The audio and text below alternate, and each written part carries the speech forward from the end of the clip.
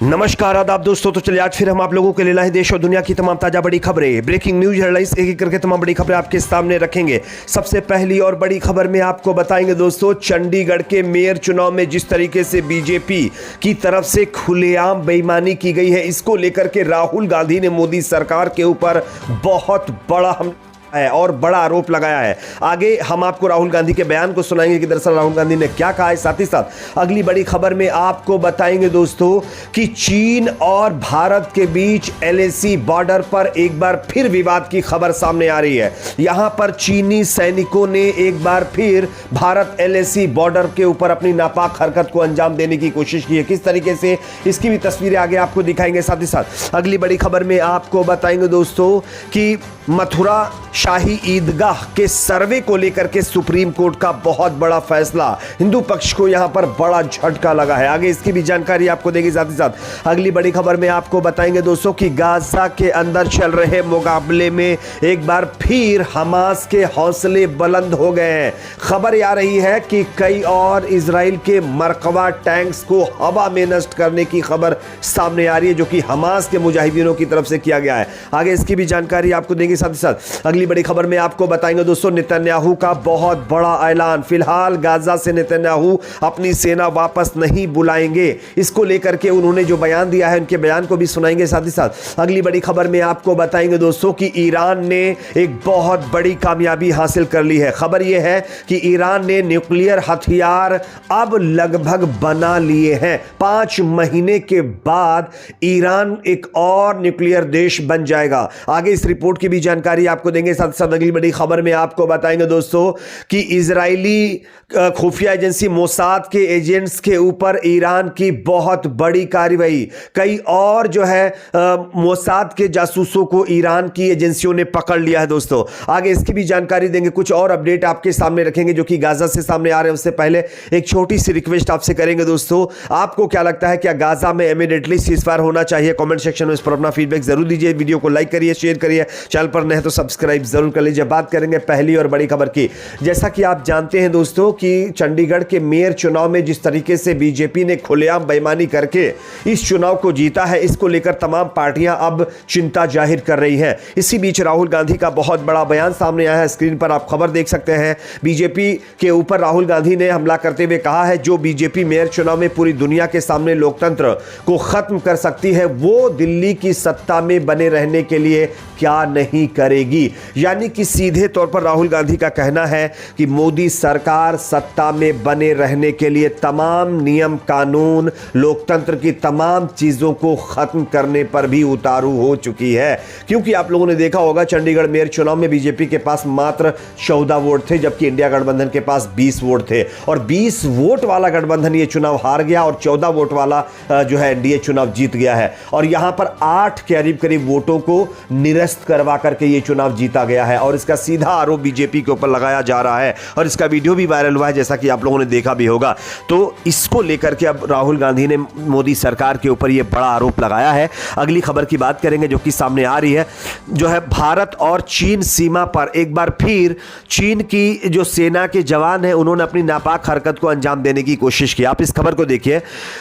सेना प्रमुख जनरल मनोज पांडे ने कुछ सप्ताह पहले लद्दाख में वास्तविक नियंत्रण सेना यानी सीमा यानी कि LAC का दौरा किया था। इसके बाद उन्होंने स्थिति को स्थिर लेकिन संवेदनशील बताया था। पांडे के दौर के कुछ सप्ताह बाद अब एक नया वीडियो सामने आया है, जिसमें भारतीय चरवाहों को चीनी पीपल्स लिबरेशन आर्मी यानी PLA के सैनिकों के साथ चुशुल सेक्टर में तीखी बहस करते हुए दिखाया गया है। मीडिया रिपोर्ट्स के मुताबिक घटना 2 जनवरी की है। लद्दाख स्वायत्त पहाड़ी विकास परिषद लेह में विपक्ष के नेता और लेह शहर के मौजूदा पार्षद सेरिंग जो है नामग्याल ने इस वीडियो को शेयर किया है। उसके अलावा उन्होंने कई और वीडियो शेयर करते हुए ये कहा है कि चीन की सेना लगातार LAC के ऊपर घुसपैठ कर रही है और इसका यह नया सबूत सामने आया है। अब आप सोचिए, मोदी सरकार कह रही है कि बॉर्डर के ऊपर LAC के ऊपर सब कुछ चंगा सी, कोई नहीं घुसा है, कुछ नहीं हुआ है। आप देखिए किस तरीके की चीजें LAC बॉर्डर से सामने आ रही है। इससे साफ संकेत मिलता है कि सरकार बहुत कुछ छुपाने की कोशिश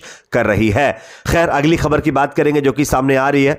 हिंदू पक्ष को सुप्रीम कोर्ट से बड़ा झटका लगा है। मथुरा शाही ईदगाह मस्जिद के सर्वे को लेकर के सुप्रीम कोर्ट ने फैसला सुनाया। सुप्रीम कोर्ट ने इस सर्वे पर फिलहाल जो रोक लगी हुई थी उसको बरकरार रखा है। अगली खबर की बात करेंगे जो कि सामने आ रही है। गाजा से चल रहे मुकाबले में हमास के हौसले बुलंद हैं। दोस्तों आप इस खबर को देखिए।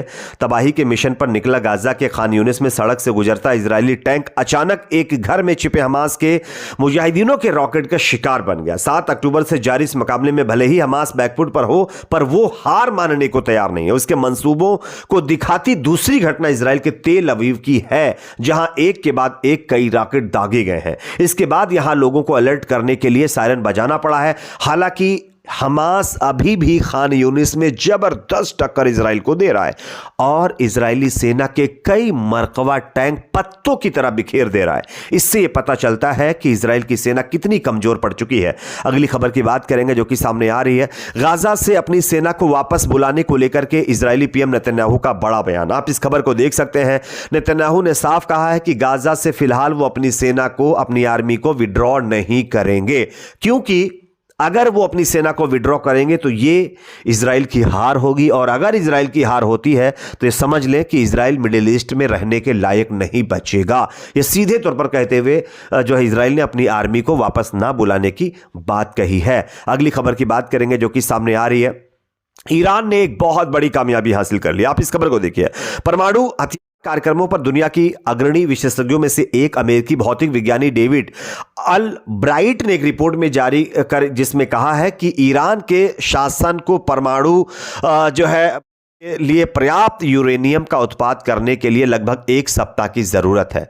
उनकी 8 जनवरी की रिपोर्ट का शीर्षक था, ईरान आज कितनी जल्दी परमाणु वेपन्स बना सकता है। अल्ब्राइट का तर्क है कि ईरान कई जो है न्यूक्लियर हथियारों के लिए पर्याप्त हथियार ग्रेड यूरेनियम जल्दी से बना सकता है, कुछ ऐसा जो वह 2003 में नहीं कर सका था। मात्र 5 महीने के अंदर 12 से ज्यादा न्यूक्लियर जो वेपन्स है वो ईरान बना लेगा, यानी कि ईरान भी एक न्यूक्लियर कंट्री बन जाएगा, जिससे अमेरिका की टेंशन बहुत ज्यादा लेवल पर बढ़ चुकी है। क्योंकि आप जानते हैं अमेरिका नहीं चाहता कि ईरान के पास इस तरीके का कोई वेपन आए, लेकिन ईरान अपने मंसूबों में कामयाब होता हुआ दिखाई दे रहा है। अगली खबर की बात करेंगे जो कि सामने आ रही है। इजरायली खुफिया एजेंसी मोसाद के एजेंट्स को एक बार फिर ईरान के अंदर पकड़ा गया। आप इस खबर को देखिए। इजरायली इंटेलिजेंस मोसाद एजेंट्स को एक बार फिर ईरान में कई जगहों पर अरेस्ट किया गया है।